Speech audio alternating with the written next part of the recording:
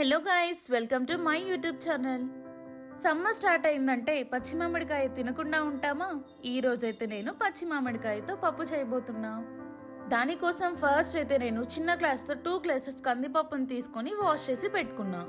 అందులోని 15 to 20 పచ్చిమిర్చి, cut చేసి పెట్టుకున్న 2 పచ్చి మామిడికాయలు, అలానే పసుపు, వెల్లుల్లి, నీళ్లు వేసి 1 స్పూన్ ఆయిల్ వేసి మూత పెట్టేశా. ఆయిల్ వేయడం వల్ల వాటర్ బయటకు రాకుండా ఉంటుంది. మీకు కావాలంటే చింతపండు కూడా యాడ్ చేసుకోవచ్చు, నేను వేసుకోవట్లేదు.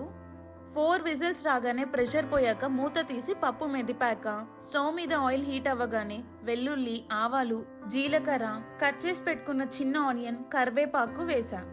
ఆనియన్స్ బ్రౌన్ కలర్ రాగానే మెదిపి పెట్టుకున్న పప్పులోకి వేసేసా. అంతే, మామిడికాయ పప్పు రెడీ.